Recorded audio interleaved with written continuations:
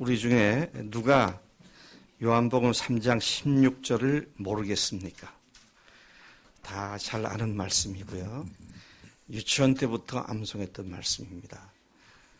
저도 유치원 때 암송을 이 구절을 해서 300명 교인들 봄 소풍을 갔을 때, 야예배를 갔을 때 목사님이 느닷없이 저를 불러서 앞에 세워서 암송을 해보라. 그래서 야예배 시간에 어른들 앞에서 하나님이 세상을 이처럼 사랑하사 독생자를 주셨으니 또박또박 외우고 박수 갈채를 받았던 기억이 새롭습니다. 올림픽 게임이 있을 때 결승선, 이 테이프가, 결승전에 테이프가 있는데요. 그쪽에 카메라가 비춰지면 그 결승선의 관중석에서 사람들이 이만한 보드에다가 John 3:16 요한복음 3장 10절 해가지고 카메라에 조금 더 비치게 하려고 막 이렇게 하는 그런 모습을 올림픽 기간 동안에 자주 볼 수가 있었습니다. 그 말은 요한복음 3장 16절이 기독교의 핵심인 복음을 가장 함축하고 있는 가장 중요한 말씀이라고 생각하기 때문에 사람들이 요한복음 3장 16절을 어떻게 해서라든지 사람들에게 읽어볼 수 있도록 생각할 수 있도록 그렇게 노력을 하는 것으로 이해가 됩니다. 여러분, 요한복음 3장 16절은 짧은 구절이지만 이 구절이 함축하고 있는 함축하고 있는 의미는 성경 전체를 다 포함시키고 있다 말을 해도 과언이 아닙니다. 제가 오늘 설교를 하나님이 세상을 이처럼 사랑하사, 그래서 하나님이 세상을 이처럼 사랑하사 네 마디를 설교를 준비하다가 결국은 하나님이 사랑하사 밖에는 준비를 못하겠더라고요. 워낙 할 말이 많아서. 우리말 성경에는 하나님이 그 다음에 주어 다음에 목적어가 먼저 나오죠. 하나님이 세상을 그 다음에 이처럼 부사가 나오고 사랑하사 동사가 나옵니다. 근데 영어에는 For God so loved the world. 하나님이 사랑하셨기 때문에 너무도 사랑하셨기 때문에 그렇게 하나님이 사랑하셨다. 그렇게 말씀이 나옵니다. 그래서 오늘 이 말씀 중에서 어떤 하나님이 우리를 사랑하셨는가? 우리를 사랑하신 하나님이 누구신가? 어떤 분이신가? 에 대해서 초점을 맞추어서 오늘 말씀을 준비를 했습니다. 우리를 사랑하시는 하나님이 누군지를 알면 우리는 견딜 수 없는 송구함과 감사함으로 뒤범벅이 된 삶을 살 수밖에 없다는 것이죠. 우리 혜림 자매에게 내가 물어볼게요. 유럽 여행을 갔더니 모로코 왕국이라고 하는 프랑스 남부 해변에 있는 왕국이 있잖아. 어쩌다가 우연찮게 모로코 왕국의 왕자가 우리 혜림이를 보았어요. 그러고는 왕자가 다가와서 Where are you from? 어디서 왔느냐고. 당신 너무 내가 보니까 아름다운데 당신과 내가 사귀고 싶다. 그러면 우리 혜림 자매는 어떨 것 같아, 기분이? 좋은 정도가 아니라 어떻게 해서든지 끝까지 한번 가보자.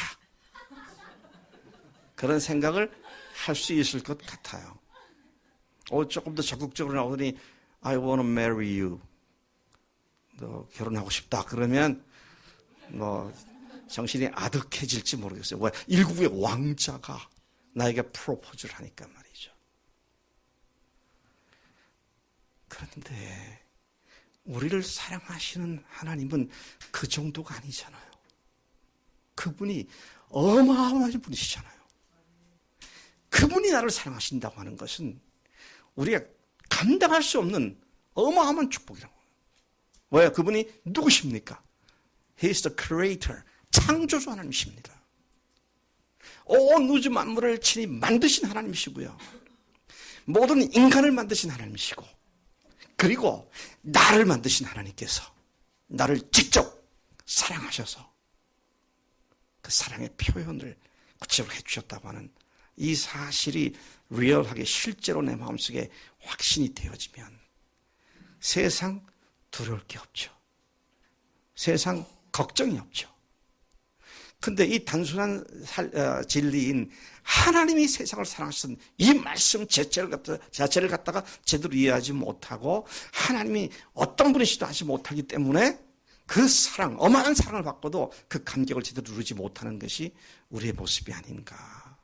오늘 말씀을 여기에 초점을 맞춰서 좀 생각을 해보겠습니다. 근데 이 초점 말씀이 뭐라고 했습니까? 하나님이 사랑하셨다는 겁니다. For God so loved the world. 하나님께서 너무도 사랑하셨기 때문에 하나님이 사랑하셨다는 겁니다. 이 구절은 첫 출발 자체가 하나님이 우리와 사랑의 관계를 맺기를 원하시는 마음으로 이 말씀이 선포되고 있는 것이죠. 그러니까 주님과 관계가 제대로 맺어지게 되면 어떻습니까? 그분의 사랑, 우리가 그분과 사랑의 관계가 맺어지게 되면 인생은 다 끝난 거예요. 와, 하나님께서 세상을 이처럼 사랑하셨다. 이 말로 시작된 거는 너희들이 나를 신학적으로 잘 연구해봐라. 나에 대해서 지식을 많이 가져라. 그걸 기대하신 것이 아니라 하나님과 사랑의 관계 속에 들어가기를 원하셔서 이 말씀을 하고 계신다라는 것입니다. 제가 이 시간 모두에 질문을 던집니다. 여러분은 주님과 어떤 사랑 관계 속에 계십니까? 사랑이란 감정을 수반합니다. 머리로 아는 것은 감정이 안 따를 수 있어요. 근데 사랑은 가슴이 뜁니다. 사랑은 사람들로 하여금 흥분하게 만듭니다. 조금 더 나아갈까요? 사랑이란 사람들을 목숨을 걸게 만듭니다. 정말로 주님과 여러분이 그런 관계인가? 그 관계를 위하여 하나님께서 세상에 아들을 보내셨고 주셨다 그랬습니다. 그리고 죽으시고 부활하셔서 우리가 영원한 관계를 맺게 해주시는 그 하나님인 줄로 믿습니다. 앞으로 그렇게 하겠다가 아니라 이미 역사적으로 이 사건은 발생했고 이미 우리에게 확실한 증거들로 이미 다가와 있는 줄로 믿습니다. 따라서 앞으로 차차 그렇게 된다라는 것은 잘못된 믿음입니다.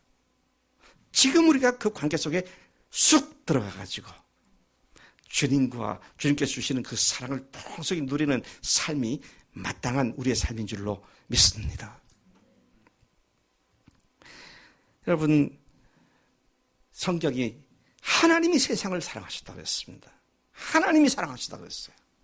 세상을 사랑하신 하나님, 우리를 사랑하신 하나님, 나를 사랑하신 하나님은 어떠한 하나님이십니까?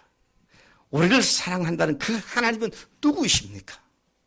어떤 하나님이십니까? 과연 어떤 하나님이 우리를 사랑하십니까? 우리 이 시간 조금 아주 기본적인 것이지만 종종 그냥 공리 정도로만 얘기했던 주님에 대한 기본적인 신학적인 내용들을 다시 살펴보겠습니다. 하나님은 어떤 하나님이십니까? 창조주 하나님이십니다. 모든 만물을 만드시고 인간을 만드시고 그리고 나를 만드신 그 하나님이 나를, 세상을 사랑하셨다는 말씀인 것입니다. 만물을 창조하신 하나님, 창세기 1장 1절에 태초에 하나님이 천지를 창조하시니라. 하나님은 아예 처음부터 그렇게 내가 만물을 창조한 창조주다라고 선포하시고 시작을 하셨습니다. 한번 여러분 질문 드려볼게요. 여러분들이 알고 있는 종교, 철학, 사상, 이념 그 어떤 것들 중에 내가 우주 만물을 만들고 내가 인간을 만든 창조주다라고 선포하는 종교 창시자, 어떤 신, 어떤 존재가 생각이 나십니까? 여러분, 그렇게 말하는 종교가 없습니다. 네. 애매모호하게 이기설, 음양 이기설, 그래가지고 뭐 철학적으로 설명한다든지. 물어보겠습니다. 우리가 한국이 기독교 국가가 아니라 옛날에 불교 국가다 그랬는데 유교 국가고 불교에서 어떤 신을 믿습니까? 불교가 어떤 신을 믿는 종교입니까? 성민이 대답해봐. 불교가 어떤 신을 믿어? 아니에요. 불교는 철학입니다. 유심론이에요. 마음으로 생각하면 그거라는 거예요. 그러니까 원을 갖다가 딱 그려놓고는 이것이 극락이니라. 그리고 그 극락이라고 생각하면 그게 극락이라는 거예요. 그 유심론이라고 말하죠. 여러분, 내가 모든 걸 창조한 하나님이다. 내가 창조주다. 라고 말하는 종교는 없어요. 없어요. 그래서 참 감사해요. 만약 그런 종교들이 많이 있다면 어느 게 진짜인지 우리가 머리 싸매고 연구를 해야 할 겁니다. 근데 없어요. 잘 보세요. 요즘 종교다원주의가 뭐라고 말을 하죠? 결국 종교는 같은 목적을 향해서 갈 뿐 방법과 길이 다를 뿐이다. 그렇게 말을 하죠. 그래서 기독교가 아닌 다른 종교들은 막 어울려서 그렇게 합니다. 그 말은 다른 말은 뭡니까? 하나님이 아니란 얘기입니다. 진리가 아니란 얘기예요. 여러분, 우리가 그런 측면에서 나를 사랑하시고 우리를 사랑하신 하나님이 만물을 창조하신 창조주 하나님이라는 이 사실은 어마어마한 우리에게 큰 기쁨과 감격을 주는 사건이 아닐 수가 없다는 것이죠. 창세기 1장 1절이 태초에 하나님이 천지를 창조하시라고 그러셨고요. 엿새 동안 모든 것을 만드신 뒤에 31절, 1장 31절에서 하나님이 그 지으신 모든 것을 보시니 보시기에 심히 좋았더라. 와, 하나님 정말 놀라운 아티스트입니다. 예술가예요. 저는 뭐 이게 다른 나라 여행을 하면 문화유적지를 별로 가고 싶은 마음이 없어요. 특히 중국 같은 나라에 가면 가고 싶지가 않아요. 거기에 인간에 대한 어마어마한 압박과 착취와 피비린내는 역사의 흔적들이 첩첩이 쌓여있는 그런 걸 보면서 너무 비애를 느끼게 됩니다. 그런데 제가 가고 싶은 것은 하나님 만드신 자연세계를 꼭 보고 싶어요. 어마어마한 자연세계를 보면 어마어마한 사건들이 그 자연 속에 깊이 묻혀 있거나 너무 놀라운 사건들이 많이 있습니다. 그걸 볼 때마다 와, 이게 상상을 초월하는 하나님의 작품들이구나. 우리 조동선 교수님이 텍사스에 있는 신학교에서 오셨는데 텍사스 서부 끝에 칼스베드 캐번이라고 하는 거대한 세계 최대의 종류석굴이 있습니다. 그냥 걸어서 한 2시간, 3시간 밑으로 내려가면 한 지하 300m 되는 그 산 깊숙한 그 동굴로 들어가면, 그래서 제가 지금 기억을 더듬어 본다면 길이가 한 4, 500m? 7, 800m? 폭이 100, 2, 30m? 높이가 7, 80m 되는 거대한 광장이 나옵니다. 그리고 광장 가득히 온갖 모양의 종류석들이 꽉 차 있습니다. 마치 해적들이 보물섬에다가 보물을 쌓아놓은 것처럼. 와, 제가 그걸 보고 너무 놀랐어요. 왜 모든 사람들이 볼 수 있는 곳이 아니라 땅속 깊은 곳에 이것을 하나님께서 이렇게 만들어 놓으셨구나. 제가 갔을 때가 유학 갔을 때니까 82년도인가 3년도에 갖고 왔습니다. 근데 그거 가보니까요, 그 동굴이 발굴된 것이 그때로부터 불과 50년밖에 안 됐더라고요. 그래서 제가 딱 느끼기를, 이 동굴은 하나님께서 수천 년, 수만 년, 뭐 창세 때부터 이게 얼마나 오래된 건지 모르지만 그 긴 세월 동안 감춰뒀다가 나에게 보여주려고 50년에 개발해 놓으셨구나. 그런 생각이 들더라고요.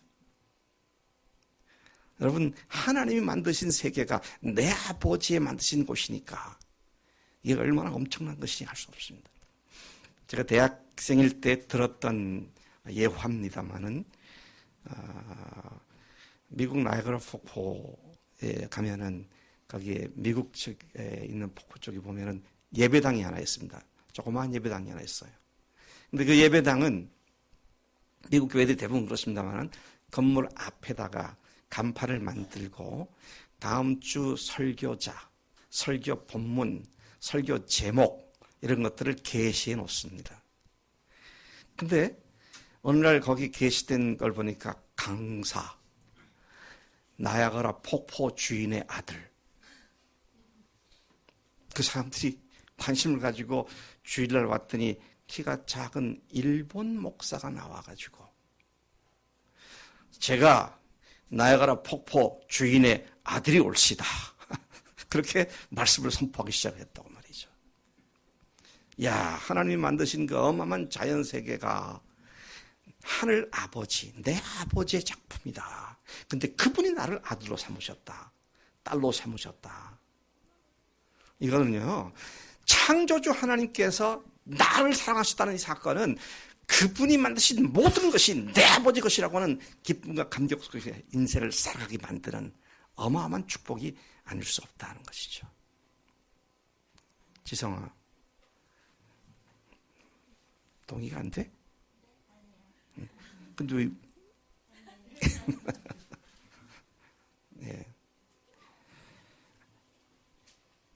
시편 기자가 104편 24절에서 여호와여 주께서 하신 일이 어찌 그리 많은지요. 주께서 지혜로 그들을 다 지으셨으니 주께서 지은 것들이 땅에 가득하나이다. 보니까 지혜로 지으셨다고 그랬습니다. 아무렇게나 마음대로 아무렇게 생겨나라 그렇게 하지 않고요. 하나님께서 wisdom, 지혜를 동원해가지고 만드셨다는 거잖아요. 야, 이게 이 하나님께서 창조하신 그 하나님께서 우리의 아버지가 되셨다. 우리를 사랑하셨다. 이게 보통 일이 아니다는 것입니다. 그 하나님께서 만물을 창조하신 뿐만 아니라 인간을 창조하신 하나님이잖아요. 하나님이 자기 형상, 곧 하나님의 형상대로 사람을 창조하시되 남자와 여자를 창조하시고 그분과 같은 모습으로 His likeness, 그분처럼 그런 모습으로 만드셨다. 우리 존재가, 인간이 이 세상에서 어떻게 존재하기 시작했느냐. 하나님이 만드셨다는 것이죠. 여러분, 하나님께서 엿새 동안 세상을 만드실 때 대부분의 만물들을 어떻게 만드셨어요? 그냥 말씀으로 만드셨어요. 그런데 인간은 어떻게 만드셨습니까? 직접 손으로 빚어 만드신 거예요. 네? 직접 그분께서 흙으로 인간을 빚어서 만드셨습니다. 그래서 인간이 다른 존재들하고 다른 것이 바로 만물의 영장으로 불려지는 것이 그분의 형상대로 그분의 손이 직접 만드셨기 때문에 그런 존재가 되었다 하는 것을 우리는 성경을 통해서 확인을 하게 되잖아요. 그런데 그 하나님께서 막연히 인간이 아니라 바로 나를 창조하시다는 겁니다. 시편의 기자 다윗으로 생각되어집니다만 139편 13, 14절에서 이렇게 말해요. 주께서 내 내장을 지으시며 나의 모태에서 나를 만드셨나이다. 내가 주께 감사함은 나를 지으심이 심히 기묘하심이라. 옛날 성경 개역성경에는 신묘막측함이라 그렇게 되는데 개역 개정에는 나를 지으심이 심히 기묘하심이라. 주께서 하시는 일이 기이함을 내 영혼이 잘 아나이다. 야, 우리 이 인체 구조 하나만 봐도요, 이게 아무렇게나 탁 던져놓고 만들어져라 그렇게 한 것이 아니고 하나님께서 하나하나 필요한 부분을 만드셨잖아요. 그래서 여러분 몸에 이상이 있다. 그래서 병원 가면 어떤 부위가 무슨 걸로 인해서 막혀가지고 그것을 다른 것을 파생시키고 문제가 발생했다. 이거 다 설명에 나오잖아요. 뭐 하나라도 기능이 제대로 안 되면 연달아서 문제가 다 생긴 것이 인간의 인체 아닙니까? 여러분, 이 시편 기자가 그걸 깨달은 거잖아요. 오, 하나님께서 내 내장을 만드셨구나. 나를 모태에서 나를 지으셨구나. 네. 우리 숙희 자매가 지금 하나님께서 창조의 작업을 많이 하고 열심히 하고 계시잖아요, 지금. 네. 아이고, 태아가 잘 자라고. 걔는 굉장히 복받은 애예요. 그러니까 맨날 우리가 기도하잖아요. 건강하게 해달라고, 잘 자라게 해달라고. 하나님께서 나를 만드셨다는 것입니다. 그러니까 내가 그런 존재니까 다른 사람이 나를 함부로 볼 수도 없고 나도 다른 사람을 그렇게 보면 안 됩니다. 하나님의 걸작품입니다. 하나님의 최고의 작품이 우리 인간이다. 그 하나님이, 그 창조주 하나님이 우리를 사랑하시고 세상을 사랑하셨다. 이게 참 숨이 턱턱 막힐 만큼 엄청난 사실을 성경 우리에게 말씀해 주고 있습니다. 근데 그 하나님이 어떤 분이십니까? 이미 앞에 말씀드린 것처럼 오직 한 분밖에 안 계시는 참 하나님이시다. 유일하신 하나님이시다. 신명기 5장 7절에 보면 나 외에는 다른 신들을 내게 두지 말지니라 그랬고요. 6장 4절 신명기 6장 4절 이스라엘아 들으라. 우리 하나님 여호와는 오직 유일하신 여호와시니라. 이사야 45장 5절에 보면 나는 여호와라. 나 외에 다른 이가 없나니 나 밖에 신이 없느니라. 신적인 존재들은 좀 있어요. 어떤 존재들? 귀신들, 마귀. 근데 그놈들은 하나님과는 이게 난 충청도 말인 줄 알았더니 전라도 말이라고 그 사전에 나왔죠. 제비가 안 되는 거예요. 제비가 안 되는 거예요. 나 외에 다른 신이 없다 그랬습니다. 그렇게 말씀하신 하나님, 한 분밖에 안 계신 하나님, 역시 이사야 45장 12절에서 내가 땅을 만들고 그 위에 사람을 창조하였으며 내가 내 손으로 하늘을 펴고 하늘의 모든 군대에게 명령하였느니라. 땅 위에 있는 모든 존재뿐만 아니라 하늘에 있는 천사까지도 주님께서 친히 만드시고 명령하시는 주관자이신 이 모습을 선포하고 있는 것을 보게 됩니다. 아까 말씀드린 것처럼 이 세상에 어떤 신도 자기가 모든 만물을 창조주라고 감히 선포하는 신은 아무도 없습니다. 오직 하나님만이 그렇게 말씀하셨습니다. 그분만이 창조주시며 하나님은 그분에게 필적할 어떤 신도 없다고 분명하게 말씀하신 것이죠. 유일하신 창조주 하나님이 우리를 사랑하셨습니다. 그분이 우리를 사랑하셨습니다. 얼마나 놀라운 일인지 모르겠어요. 시편 기자인 다윗의 고백을 들어보세요. 사무엘하 7장 22절에 그런즉 주 여호와여 이러므로 주는 위대하시니 이는 우리 귀로 들은 대로는 주와 같은 이가 없고 주 외에는 신이 없나이다. 어느 종교 창시자가 자기가 하나님이라고 그랬습니까? 석가모니가 그랬어요? 마호메트가 그랬습니까? 공자가 그랬어요? 소크라테스가 그랬습니까? 누가 자기가 창조주라고 그랬어요? 한국 땅에 있다간 그런 사람이 있긴 있더라고요. 신천지의 이만이라든지 통일교의 문선명이라든지 이단들은 겁대가리도 없이 자기가 하나님이라고 그러잖아요. 그런 그 또라이 말고 정말 내가 하나님이라고 외친 사람은 아무도 없습니다. 그 만유의 주제가 되시는 하나님께서 나를 사랑하셨다. 모든 것을 만드신 그분은 이제는 만유의 주제가 되신다. 그렇게 말씀하시잖아요. 모든 만물을 만드시고 인간을 당신의 형상대로 만드신 창조주 하나님께서는 만들기만 하신 분이 아니라 오늘도 인간을 포함한 모든 만물들을 친히 주관하시는 천지의 대주제가 되시는 분이신 줄로 믿습니다. 하나님께서 잘 만드신 뒤에 딱 던져놓고 기계적으로 돌아가도록 그렇게 방치해 두신 분이 아니라는 말씀인 것입니다. 물론 하나님께서 법칙을 만드셨어요. 그래서 지구가 태양 주위를 돌고 달이 또 지구를 돌고 그러면서 행성들이 돌게 만들어서 궤도가 다 있죠. 그래서 하나님께서 그렇게 자연 법칙을 만드신 걸 열심히 연구한 사람들이 과학자들 아닙니까? 근데 나는 과학자들만큼 양심 없는 사람들은 본 적이 없어. 그렇게 정교한 법칙들을 찾아놓고는 뭐라고 말합니까? 우연히 됐다. 저절로 됐다. 이게 말이 됩니까? 양심 있는 과학자는 그렇게 말하면 안 되죠. 왜? 과학자들은 원인과 결과를 찾는 사람들이니까. 근데 그 자연 법칙 중에 하나를 발견해 놓고는 우연히 됐다고 말을 한다는 것이 얼마나 어처구니없는 일인가. 그런 생각을 하지 않을 수가 없는 것이죠. 여러분, 아까 제가 그랬잖아요. 하나님께서 자연 법칙을 만드셔서 지구와 달과 태양과 이 모든 것들이 운행하게 하셨다. 그랬는데요. 하나님께서 원하실 때는 스톱. 그 자연 법칙을 스톱시키시더라고요. 성경에 두 번씩이나 나오잖아요. 네? 성경에 두 번씩 나오지 않습니까? 전투를 할 때 하나님께서 해가 중천에서 딱 머물게 만들고는 이스라엘이 끝까지 승리할 때까지 그냥 해가를 중간에 놓고 계시잖아요. 여러분, 이거는요, 하나님이 만드셔서 그냥 자동적인 법칙에서 굴러가게 만드시고 방치해 두시는 분이 아니라 그것도 계속 돌아갈 수 있도록 주관하실 뿐만 아니고 때로 필요하시면 그것들을 중단시키면서 하나님 일을 하시는 만유의 주제이신 하나님이신 줄로 믿습니다.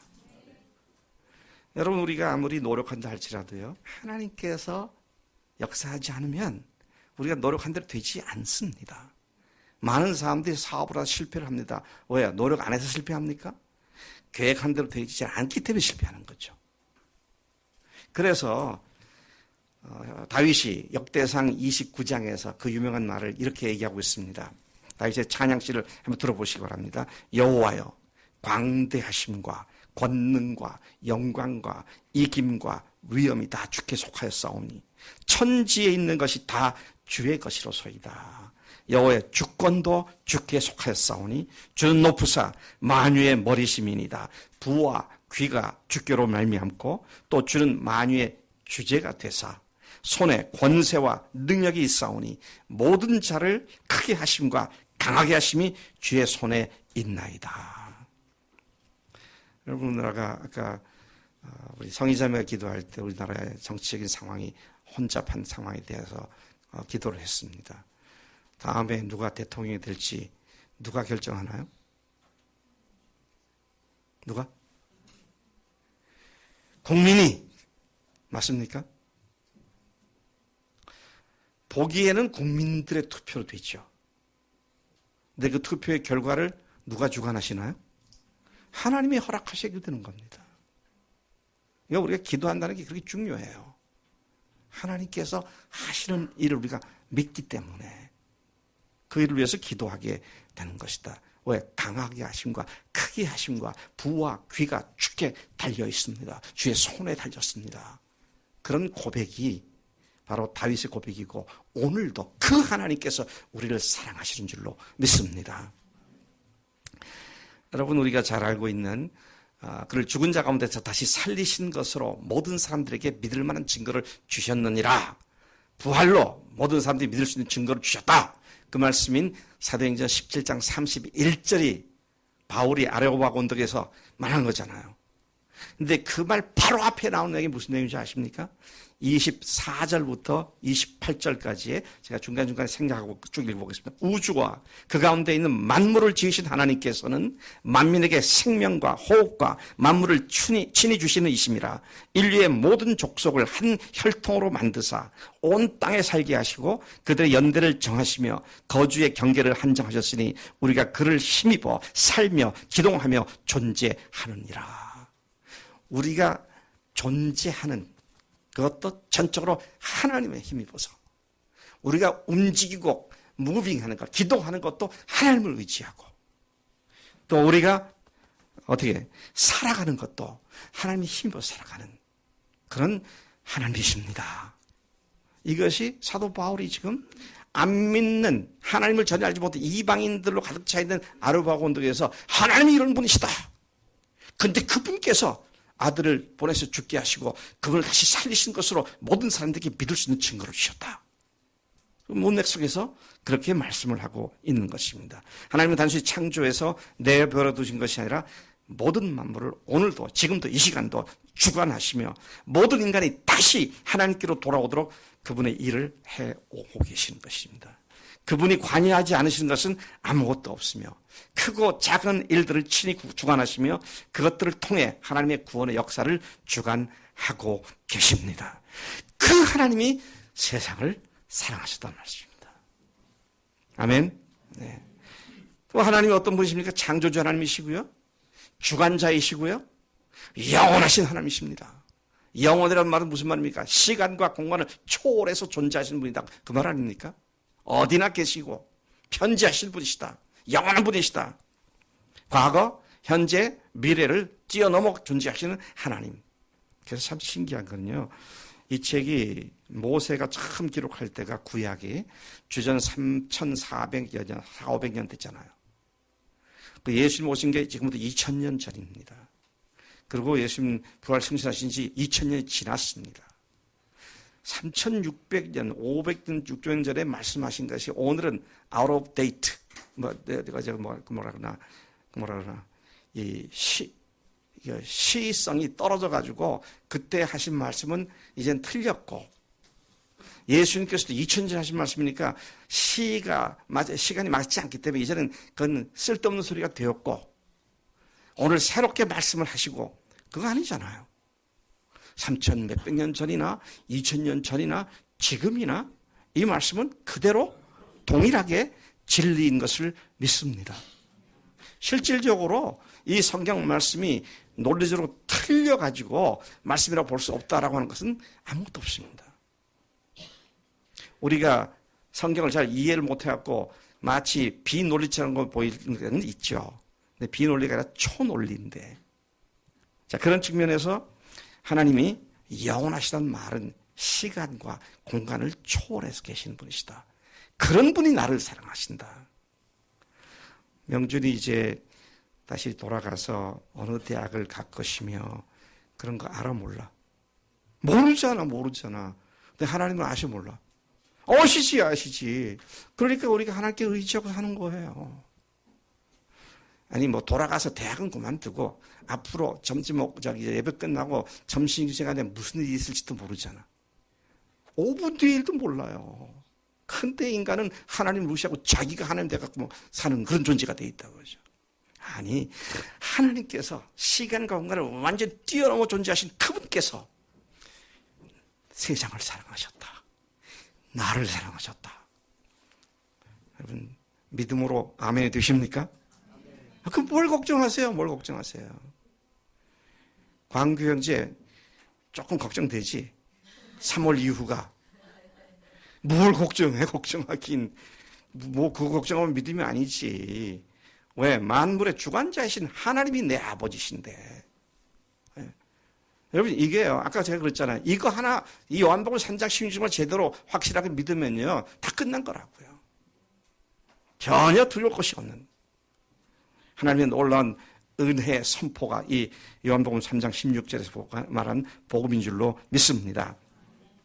시편 기자가 이렇게 말합니다. 시편 90편 2절에 보니까 산이 생기기 전, 땅과 세계도 주께서 조성하시기 전, 곧 영원부터 영원까지 주는 하나님이시니이다. 시 139편 7절부터 10절까지 내가 주의 영을 떠나 어디로 가며 주의 앞에서 어디로 피하리까? 내가 하늘에 올라갈지라도 거기 계시며 스올에 내 자리를 펼치라도 거기 계시니이다. 내가 새벽 날개를 치며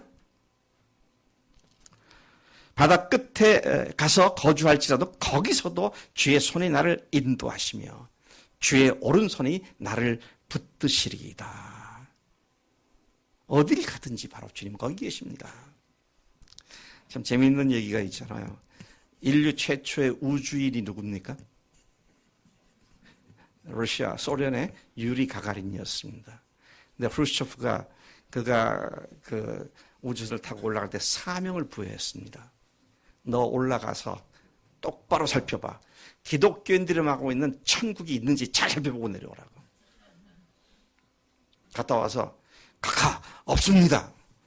근데 아폴로 선장이 달을 돌면서 창세기 1장 1절을 창세기 1장을 갖다가 읽으면서 하나님의 창조의 세계가 참으로 놀랍다고 하나님을 찬미한 사건을 우리가 잘 알고 있습니다. 주님께서는 우주 공간이든지 쉼에 10,000m 밑에 해저에 있든지 어디 있든지 주님은 거기 계시는 공간을 초월해 계시는 주님이신 줄로 믿습니다. 더 놀라운 것은요. 그 시간과 공간을 초월하신 주님께서 특히 공간을 초월하신 주님께서 지금 우리 마음에 계시는 줄로 믿습니다. 이게 너무 얼마나 감사한지 몰라요. 이게 그 하나님께서 우리를 사랑하신다고 하는 거죠. 그분이 우리를 사랑하신다는 것입니다. 히브리서 13장 8절에 예수 그리스도는 어제나 오늘이라 영원토록 동일하시니라. 야고보서 1장 17절은 온갖 좋은 은사와 온전한 선물이 다 위로부터 빛들의 아버지께로부터 내려오나니 그는 변함도 없으시고 회절하는 그림자도 없으시니라. 베드로후서 3장 8절에 보면은 사랑하는 자들아 주께는 하루가 1000년 같고 1000년이 하루 같으니 한 가지를 잊지 말라. 하나님께는 1000년 전이나 3000년 전이나 오늘이나 똑같은 시간인 줄로 믿습니다. 그러니까 성경이 그렇게 시간이 차이가 나도요 문제없이 똑같이 한 주제를 향해서 통일성과 조화를 이루고 있는 하나님의 말씀인 것을 보게 되는 것이죠. 자, 하나님께서는 창조주 하나님이시죠. 두 번째 어떤 하나님이십니까? 창조주 하나님이시고 주관자 하나님이시고 그 다음에 영원하신 하나님이시고 네 번째로 우리가 생각하는 그분은 전지하신 하나님이십니다. omniscient, 전지하신 하나님이시다. 모든 것을 아시는 하나님이시다. 아까 제가 명준한테 질문했습니다만 우리는 5분 10분 뒤의 일도 몰라요. 5분 10분이 얼마나 짧습니까? 그것도 몰라요. 에이, 목사님 제가 5분 뒤는 압니다. 5분 뒤에도 저는 여기 앉아서 목사님 설교를 들을 겁니다. 목사님 5분 이내로 설교가 안 끝날 거니까. 누가 압니까? 누가 알아요? 5분 이내에 무슨 일이 생길지. 그냥 막연히 그럴 거다 추측을 하지만 아무도 혹시 모릅니다. 근데 하나님은 아세요. 그분의 전지하심이라고 하는 것은 하나님 앞에서 숨겨질 것이 없고 모든 것을 다 아시는 하나님이실 때 그 전지하신 하나님께서 우리를 사랑하신다. 그분이 세상을 사랑하신다 하는 이 사실인 것이죠. 시편 139편 우리 제가 여러 차례 이 말씀을 읽는데요. 1절부터 4절까지 이렇게 말합니다. 여호와여 주께서 나를 살펴보셨으므로 나를 아시나이다. 주께서 내가 앉고 일어섬을 아시고 멀리서도 나의 생각을 밝히 아시오며 나의 모든 길과 내가 눕는 것을 살펴보셨으므로 나의 모든 행위를 익히 아시오니 여호와여 내 혀의 말을 알지 못하는 것이 하나도 없으시니이다. 내가 입을 놀려 말한 것들을 하나님께서 다 알고 계신다는 것입니다. 그러니까 우리가 거짓말하지 할 수가 없는 거예요. 하나님 다 아시고 계시는데 우리는 뭐 어떤 말을 해놓고 불리할 것 같으면 아니라고 또 다시 뒤집잖아요. 근데 하나님은 다 아세요. 다 보고 계시고 다 알고 계시고 또 그러니까 그분이 모든 시간을 초월하실 뿐만 아니라 다 아시고 계시기 때문에 우리가 하나님 앞에 온전하게 의지할 수 있는 그런 믿음의 근거가 되는 것이다. 147편 4절에서 여기서 이렇게 말해요. 그가 별들의 수효를 세시고 그것들을 다 이름대로 부르시는도다. 여러분 아직도 과학자들이 우주 전체에 별이 몇 개가 있는지 모릅니다. 네? countless, 셀 수가 없다고 하죠. 근데 하나님께서는 그것들이 이름 하나하나를 다 알고 이름으로 부르신다는 거예요. 양지원 맞지? 하나님이 지원이를 아실까? 어느 정도 아시냐면 예수님께서 하신 말씀 보니까 머리카락이 몇 개인지 다 세셨다 그랬어. 그분의 우리에 대한 그 아시는 지식은 너무도 세밀하셔. precise. 아주 세밀하신 하나님 지식이지. 그 하나님께서 나를 사랑하시고 그 하나님이 세상을 사랑하신다는 것이죠. 참새 2마리가 한 앗사론에 팔리지 아니하느냐. 그러나 너희 아버지께서 허락하지 아니하시면 그 하나도 땅에 떨어지지 아니하리라. 참새 1마리까지도 하나님께서 주관하시는데 이어서 너희에게는 머리털까지 세신 바 되었다. 그렇게 말씀을 하십니다. 그분의 전지하심이 그렇게 세밀하다는 얘기죠. 또 그분은 전능하신 하나님이시잖아요. 모든 것을 하실 수 있는 하나님이십니다. 그가 원하시는 것이면 모든 것을 다 하실 수 있는 그런 하나님이시다. 모든 것을 다 아시는 하나님을 끝나버리면 참 애달퍼집니다. 우리가 그런 존재 아닙니까? 어떤 문제가 뭔지를 알고 어떻게 하면 그것을 해결할 수 있는 방법도 아는데 그렇게 할 수 있는 능력이 없어가지고 늘 우리가 힘들어지는데, 아실 뿐만 아니라 그걸 그때 하실 수 있는 능력을 가지신 분이 하나님이시다. 그분이 전능하신 하나님이시다. 아브라함이 99세 때에 천사가 나타났잖아요. 그래가지고 내년 이맘때에 내 아내가 아이를 낳을 거다. 그러니까 아브라함이 영 아닌 것 같거든요. 그러니까 그때 뭐라고 그러셨습니까? 나는 전능한 하나님이다. 너는 내 앞에서 행하여 완전하라. 창세기 18장 14절에는 여호와께 등하지 못한 일이 있겠느냐. 그렇게 말씀하시면서 그분께서 모든 것을 하실 수 있는 전능하신 하나님을 선포하신 것을 보게 됩니다. 하나님이 전능하신 하나님이란 말은 하나님은 자신이 원하시는 모든 일을 하실 수 있는 분이시다라는 뜻을 갖고 있는 것이죠. 그렇기 때문에 하나님은 우리를 능히 구원하시는 전능하신 하나님이시며 우리를 구원하기 위해 아들을 세상에 보내신 분이신 것이다. 그분이 그렇게 우리를 사랑하셨다 하는 것입니다. 세상을 사랑하셨다 그랬습니다. 그 하나님이 세상을 사랑하셨다. 만물을 창조하신 그 창조 하나님이 세상을 사랑하셨습니다. 인간을 만드신 바로 그 하나님이 세상을 사랑하셨습니다. 나를 만드신 오직 한 분뿐이신 바로 그 창조주 하나님이 세상을 사랑하셨습니다. 지금도 살아계셔서 만물을 주관하시는 대주제가 되시는 하나님이 세상을 사랑하셨습니다. 시간과 공간을 초월하시는 그 하나님이 세상을 사랑하셨습니다. 당신이 만드신 모든 만물들을 철저히 아시는 전지하신 하나님께서 세상을 사랑하셨습니다. 나를 만드시고 나를 철저히 아시고 살펴보시는 전지하신 하나님께서 세상을 사랑하셨습니다. 자신이 원하시는 것이면 무엇이든지 할 수 있는 전능하신 하나님께서 세상을 사랑하셨습니다. 이 하나님이 내 아버지가 되시고 내 하나님 된 사람들은 조금 더 두려움 없는 담대한 확신 가운데 세상을 살아가게 된 줄로 믿습니다. 하나님이 그토록 사랑하신 세상은 어떤 곳입니까? 지난 1월 한 달 동안 범죄한 인간에 대한 말씀을 제가 나누었습니다. 2월 달은 여러분들이 눈치를 벌써 챘는지 모르겠습니다만은 하나님이 우리를 어떻게 사랑하셨나를 2월 내내 말씀을 선포할 겁니다. 근데 오늘은 우리를 사랑하신 그분이 누구신가? 어떤 분이 나를 사랑하셨는가? 하는 것을 좀 보고 있는 것입니다. 하나님이 그토록 세상을 사랑하셨는데 이 세상이 어떤 것입니까? 내가 지극히 높은 이와 같아지리라고 스스로 교만해져서 자신을 하나님의 자리까지 교만하게 높인 악한 마귀가 지배하는 세상입니다. 그런데 여기서 말하는 세상은 단순히 이 자연세계를 말하는 지구를 말하는 것이 아니라 세상 속에 살고 있는 인간세계, 곧 하나님 자신의 형상대로 지음받은 인간들을 사랑하신다는 말씀인 것입니다.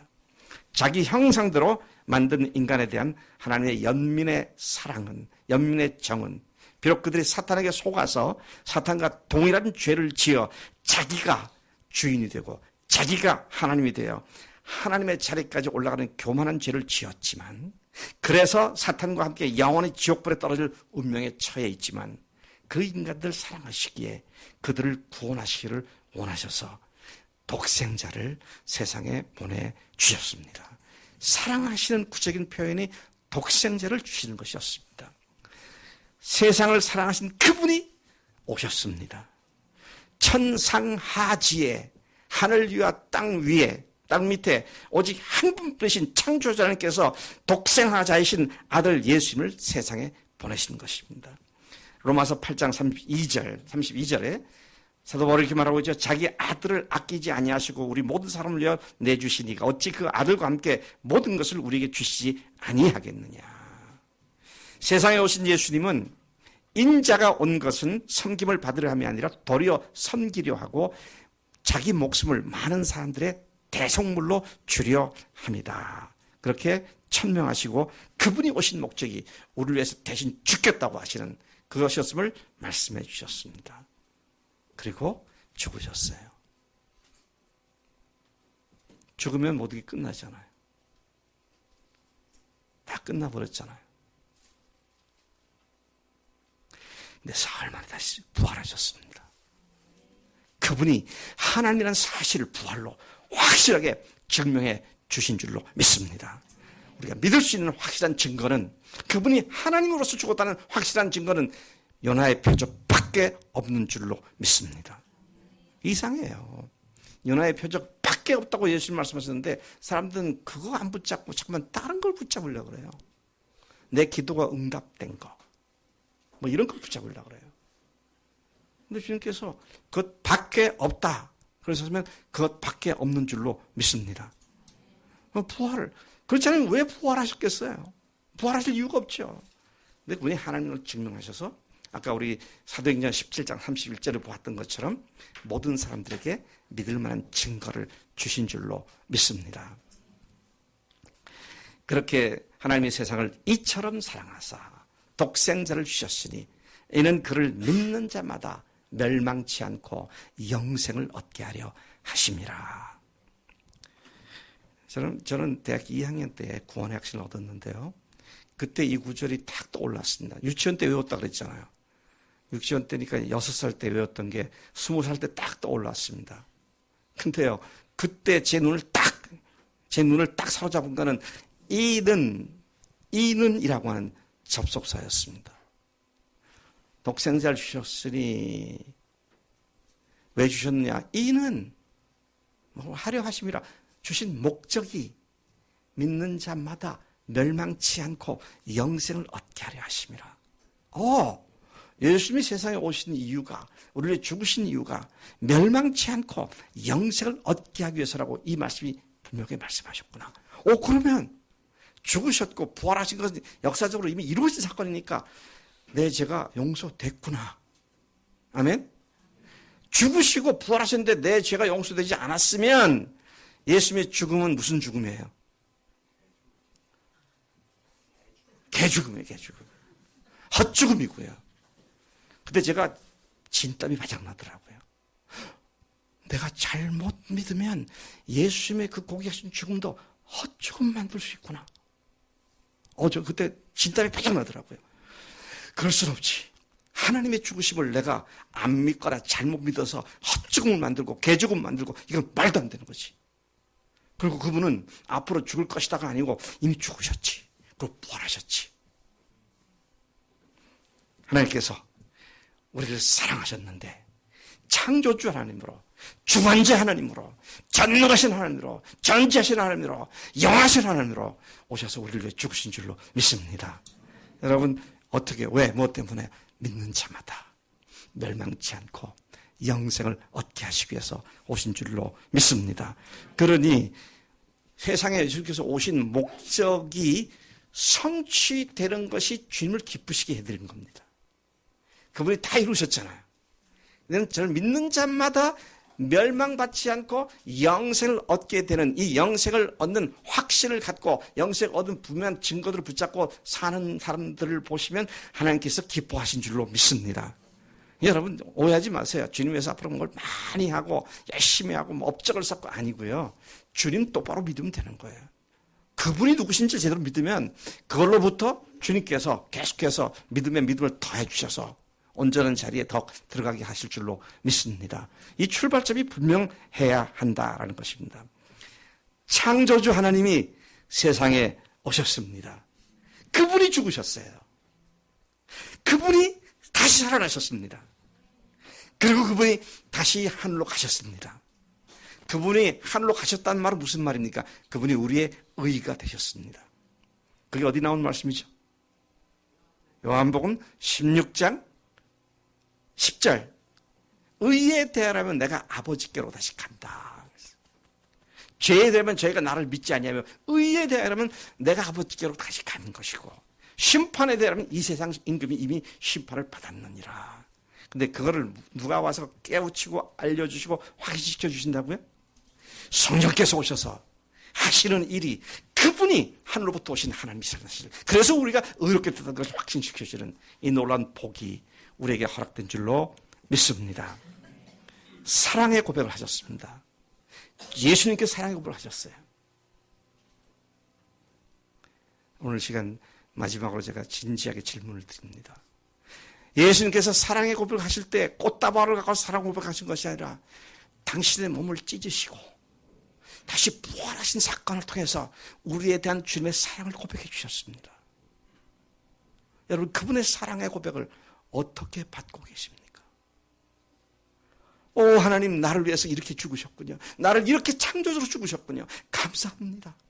마땅한 반은 그분의 사랑에 우리가 믿음으로 반응하는 것이 그분의 사랑의 고백을 그대로 받아들이는 것이 되는 줄로 믿습니다. 믿을 수 있는 증거, 부활을 통해서 영원히 하나님으로서 우리를 위해 죽으신 확실한 증거를 주셨기 때문에 이 사랑의 고백을 우리가 기쁨으로 감사함으로 받고, 예수님은 나의 주님이십니다. 예수님은 부활하신 나의 하나님이십니다. 내 인생 전체를 주님께 굴복합니다. 나의 주님, 나의 하나님이십니다. 이것이 오늘 여러분들의 진정한 신앙의 고백이 되기를 축복합니다. 제가 기도하겠습니다. 여러분, 오늘 하나님이 세상을 사랑하셨다고 말씀하셨습니다. 창조주 하나님이 피조물인 우리를 사랑하셨다고 말씀하셨습니다. 모든 만물을 주관하시고 통치하시는 그 하나님이 우리를 사랑하셨다고 말씀하셨습니다. 그리고 아들을 주셨다고 말씀하셨어요.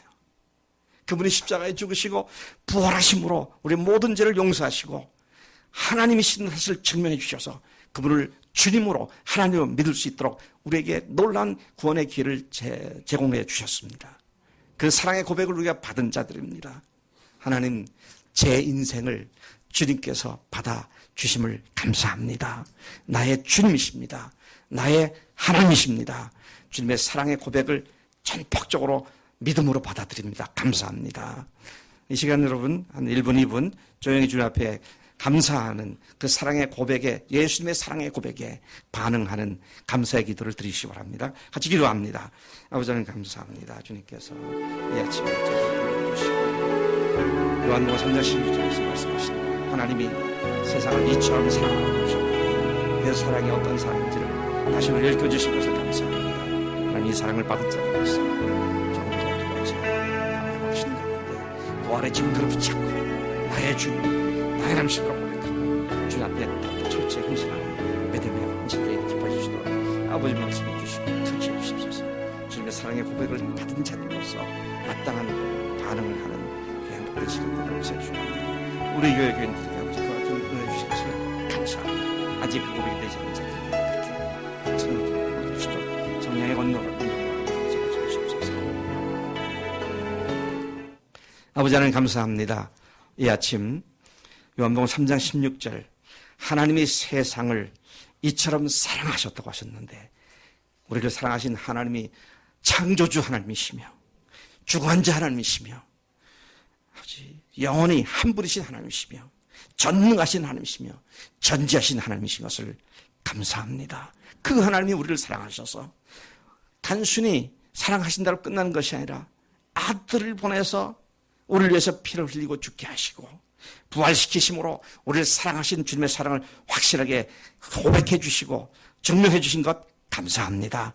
하나님, 우리가 그 은혜를 입은 자들로서 세상을 시시하게 살지 않게 하시고 당당하게 살아가는 믿음의 용사들 다 되도록 세워주신 줄로 믿습니다.